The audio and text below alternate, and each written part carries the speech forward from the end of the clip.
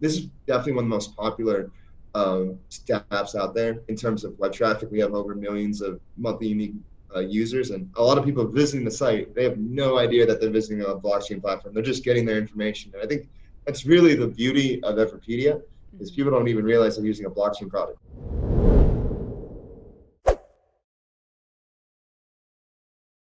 Thank you to my sponsor, Cake Wallet, where you can store, send, receive, and exchange your Monero safely on your iOS and Android devices. Hey everyone, and welcome back to my channel, Girl Gone Crypto. Today, I'm excited to have a guest on, David Liebowitz, the VP of Business Development for Everipedia. So David, thanks so much for coming on the show today. Thank you for having me. I'm really excited to be on. Now, Everipedia is a project that I've been kind of like watching for a long time. You guys have been in the space since, I believe, 2015, which at this point makes you guys pretty OG. And yeah, we came out even before crypto was thought in our heads. Oh, that's interesting. Okay, so let's start there then. Like, just to kick off, tell everyone who's watching what Everipedia is and what kind of the progression of building Everipedia has been like. Yeah, so Everipedia started as a next generation encyclopedia in 2015, and what really motivated Everipedia to be created was this with Wikipedia. They've held these rules, they have all these restrictions, they have all these standards. And actually, early on in Wikipedia's history, when it was a new site, you had two camps of editors. You had your inclusionists and your deletionists. The inclusionists, they believed, hey, everything should have a page. If it's a stub, it can be improved. The deletionists like, no, we need to be strict. We need to have notability requirements, all this stuff. And so around 2010, the deletionists won out. And since then, if you notice, since 2010, their pages, the amount of pages being created were capped. Editors were, plateaued. Everything plateaued. And in 2010 to now, what you noticed was a rise of influencers, YouTubers, all these different kinds of people that they completely missed. And if they were more inclusionist and open, they would have like a much more people would have, many more people would have Wikipedia pages. So in 2015, we really were born out of that inclusionist strand. And, we just started out as a normal website. I like to think of ourselves as a supplement to Wikipedia. So we imported all the Wikipedia on our site. And we just had, a million more pages. So we covered, everything I just said, influencers, memes, current events, basically anybody that, people are searching for I call it the Goldilocks zone. So people that, I actually wrote an article about this in Hacker Noon a few years ago, but basically people that are being searched for, but they aren't, notable enough for Wikipedia. So that's where we it's our bread and butter. And then in around 2017, when, crypto started getting hot again and all this promise with Ethereum and, being the world computer and dApps, so we're just like, hey, if we really want to be a next generation encyclopedia, we should look into this blockchain stuff. And luckily one of our co-founders, Sam Zemian, he already had a learning curve because he mined altcoins out of his dorm room in 2014. He literally I used to have an old blog called Bitcoin for Plebs, and I interviewed him about it. And on the blog page, I have a GIF of his homemade miner that he made out of a bunch of old computers and stuff. Yeah. Oh my and goodness. so he was doing that. But then when crypto, that bull run died out, he started Everipedia with his friend. And then it kind of went full circle because he went back to crypto with Everipedia. And so, we were thinking hey, how are we going to do this? What's the best way to go about it? We received a lot of interest and support. We were connected to the right people and received a lot of interest and support from the EOS community, both people in VCs and people community members. We saw EOS as the right fit for us because of the transaction input. With Ethereum at the time, every transaction has a fee. So imagine doing that if you're editing an encyclopedia, and every time you have to pay a few bucks in a fee. It just wouldn't work. So EOS was the right fit for us. In early 2018, we raised 30 million from EOS VC, Galaxy Digital. And then in the summer of 2018, we launched on EOS, we launched our live blockchain product, and people were earning our token IQ, which is, governs the entire Everipedia IQ network, Everipedia ecosystem. And so we've been live for 2 years in crypto, which is actually a long time. I consider, we went through, the current bear market and whatnot. But it's really cool what we did with the IQ token, Mm-hmm. because I kind of considered people's stake in the network, stake in the game. Got it. And so with the IQ token, you have to put up the token in order to edit. And so you put that up, and then people vote on edits with their IQ tokens. Oh, So okay.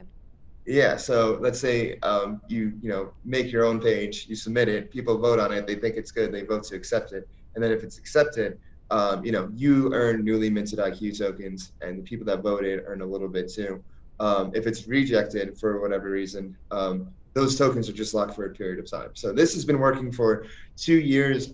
We have communities spread up all over the world. South Korea, we're really popular. We actually have a group of editors in Nigeria.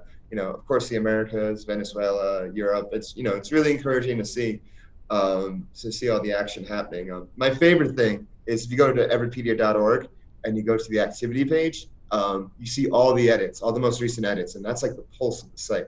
And so you see like every minute there's somebody editing some page. You see one page in like Spanish, one page in English, one like random influencer in Nigeria. It's really cool to see, and it's crazy how early this stuff is, because this is like one of the first.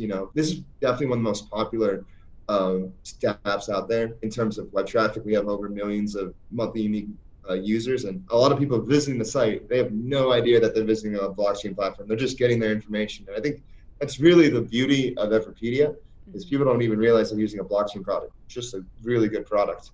And from the IQ token, we can get more into this in the interview. I'll let you know if you have any questions. But we launched a prediction market platform. We have a bunch of cool stuff in the pipeline, and it's been a lot of fun. I'll add one more thing, but before you ask any more questions, we have a really cool partnership with Brave browser in the back community.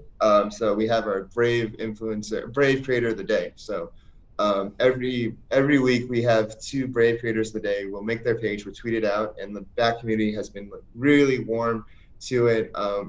People are always saying, like, I have all these BAT tokens, who do I support? Like, I don't know where to start. And so the Brave creator of the day is a great place to start, and we've seen a lot of interest and a lot of enthusiasm for it. That's awesome. No, I love the Bat community and Brave browser, and it's been awesome to see like how many different like collaborations and partnerships they've been doing within the space. And so Yeah. that's really cool to hear about the kind of collaboration that the two of you guys have as two like strong, I would say strong brands that are bringing everyday people and usage to blockchain, which is something that I wanted to ask you about to maybe dive in a little bit more. So, you talk about how you guys have a high amount of traffic, how people, they don't necessarily know they're using a blockchain site. Can you walk us through a little bit of how you guys have made the onboarding process easy in terms of like getting these tokens, using it within the system, Yeah. so that people can actually vote and do things in the ecosystem? Can you kind of walk us through that whole Yeah, process? of course. So I'm happy you asked that, because very recently we implemented a new login system with our EPID. So anybody can sign up with their email, with their Facebook, Twitter, any social login, and we do a good amount of stuff on the back end for it. That's why it works. But you can sign up, and you can actually start editing from there. You can deposit and withdraw IQ from there. And it's really cool. You have your own unique ID and everything. And so we just implemented that, and we expect that to onboard a lot more users, because the second way to do it is more of like the traditional way with scatter, or with any other blockchain Web3 kind of program, which gets a little more complicated for even like a little technical people, let alone people not in crypto. It's definitely a learning curve. So having this new EPID login, we expect a lot more editors to come along, and I encourage all of your viewers to try it out. So in terms of like getting started in the ecosystem, do you have to purchase tokens first, or can you earn tokens, or how does that kind of landscape look? So with EPID, we actually seed your account with tokens, so you don't have to do that. That's kind of like our way to jumpstart the ecosystem. If you use Scatter, and you want to if you want to actually like hold your own tokens like in your own address, then you would have to go, if you want to edit, you have to acquire tokens on Binance or Upbit, or OKX. We're on Bitfinex. We're on a few big exchanges, so it's pretty easy to acquire tokens. Got it. Now, in terms of kind of adoption, and you've got this kind of monthly amount of users. Like, where do you see Everipedia going in the next few years? Like, are you looking to expand into different kind of markets, or just kind of Yeah. expand the awareness within the markets you're currently in, or how does that look? Yeah, so first we kind of before blockchain, like we were really the up and coming wiki and culture, and still are in a lot of respects. But recently we've been focusing a lot of our efforts as a community on just crypto and being the crypto Wikipedia, basically. So Right. covering everything from DeFi projects to influencers to VC funds. Like we want to be the source when it comes to information in the crypto space. So and we've been seeing a lot of good feedback on that, especially on our social media accounts. We see a bunch of engagement when we tweet out your page, for example, or whatnot. So we're in terms of content and what we're focusing on, we're going to continue in that direction. Yeah, I was really excited to get my Everpedia page recently. Yeah, So thank yeah, you it's guys for about that. time. Yeah, of course. And so, in terms of, you mentioned, the IQ token. You guys have your new platform, Predict. How do you predict? Yes, Predict. Yeah, predict. yeah. Okay. Tell us a little bit more about that and how that works. Yeah, so predict is it's a prediction market, so it's simply the auger of EOS. And how it works is how it uses the IQ tokens is it's all user generated markets. And so you can actually make a market if you have IQ tokens. So like I said, if you want to make a market, you get some IQ tokens from Binance, and you submit a market proposal. So recently, last week, I made a market actually about Dave Portnoy because he said he wanted to come out with Dave Coin. You saw that? So I made a prediction market. Will Dave Portnoy launch Dave Coin by the end of 2020?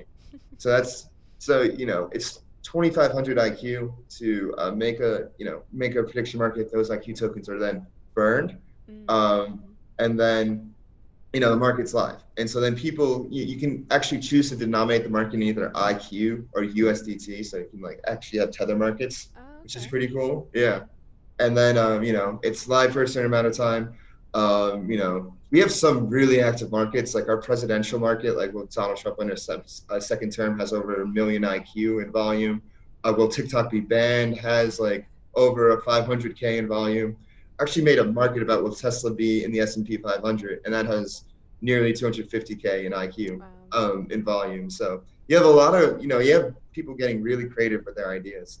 And so let's say a market resolves. So let's say the Tesla market resolves, and it doesn't get in the S&P 500. So then, people use IQ tokens in the resolution process. So yeah, that's how it works. Prediction market. So how the prediction market itself works, and whether it's predict or augur, is people buy shares, yes or no shares, with whatever token the market's in. So let's say it's an IQ denominated market. Let's say it's the Tesla market, and I think Tesla is going to be in the S&P 500. I think there's a 60% chance. So I would buy 0.6 of a yes share. And so then I would wait for somebody to think that there'd be a 40% chance of there being a no. So then somebody would buy 0.0 of a no share, and then your order's filled. And you wait for the market to resolve it. Everything I explained before. So Got it's it. really cool. It's a lot of fun, honestly. I have a lot of fun. Our developers did a great job with the UX UI. It feels more like a game. They did a really good job gamifying everything. And that one we don't have EPID with, so you would have to use some scatter. But I like to say this: it's actually cheaper to get an EOS account and go through all that to use predict than it is to do one transaction on Augur, because the fees on Augur are just ridiculous right now, just because of the state of the Ethereum mainnet. So it's not even their fault. It's just I mean, maybe who knows, but they have to deal with certain things, and we have kind of our friction as well, but that's one less friction we have. Yeah, so maybe speak a little bit more onto why you guys decided to build on EOS, and what were kind of the biggest draws for going to that blockchain. Yeah, so as I mentioned earlier in the podcast, or in the interview, we just received a lot of support from the community. It made sense for having a consumer dApp on EOS just because of all the transactions input that comes with it. Thousands of transactions per second. Ethereum isn't, Ethereum's good for a lot of things, obviously, like they're blowing up in DeFi and everything. But when it comes to consumer dApps, it's tough. It really is tough. Mm-hmm. So it just made sense for us to build on EOS. Like I said, a bunch of support from the community, and their technology was just the right fit for us. So just to kind of wrap up, tell us what the team is working on right now, what's kind of in development, and what are you guys really excited about right now? So we're really excited about oracles, and people are probably wondering, your viewers are probably wondering, like, what does the prediction market have to do with encyclopedia, blah, blah, blah. And so I like to think of it like this. I think of Everipedia and Predict as two sides of the same coin. So you have Everipedia where users contribute historical knowledge, people, like, if they want to edit a page about something, something from the past that they can cite already, while Predict is future knowledge. So people use the knowledge they already have to try to, get things right on the prediction market and get rewarded. So historical knowledge and future knowledge. And so one thing that we have in the pipeline that we're working on is we're really looking into oracles right now, Everipedia oracles. And we see this pretty much aligned with our mission because, we're basically just knowledge on chain. If you think of whether it's Everipedia or Predict, it's basically knowledge being recorded on chain.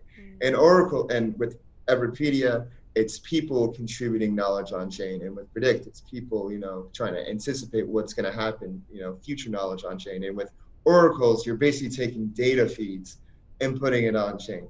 So what we were thinking is with Chainlink, they're blowing up in the space. They're doing great. They're doing a lot of great work. But what if we had major organizations cryptographically sign like their data? Like, what if we could get huge name brand organizations to do that? So we're seriously looking into that, and we're working on it, and we're going to see where that goes. But we're really excited about, oracles are something we're focusing on, and also just building up Predict, adding features to Predict, seeing where we can go from there. Like, we're exploring maybe like doing some yield things with Predict, synthetic assets, leverage in prediction markets. We're exploring a lot of things. It's really exciting to see and be a part of, and I encourage all your users to hop on the ride. So where should people go if they want to continue looking into Everipedia or Predict to learn more and get started? Yeah, so if your users want to look into Everipedia, we have our Telegram at Everipedia, our Twitter at Everipedia for Predict. Our Twitter is Predict _network, and we have our Predict Telegram. Both are super active, whether it's Everipedia, people sharing the Everipedia pages, or in Predict, people sharing the markets they created. It's really cool to see. If your viewers want to follow me, Dave said that _ on Twitter. So I'll throw a crypto thread here and there, and yeah.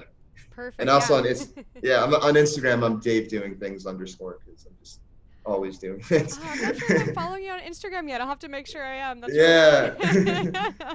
Yeah. Awesome. Well, I will link to everything below so people can connect with you and can connect with Everipedia and Predict. But thank you again, David, so much for coming on the show today. Yeah, thank you for having me. This was a lot of fun.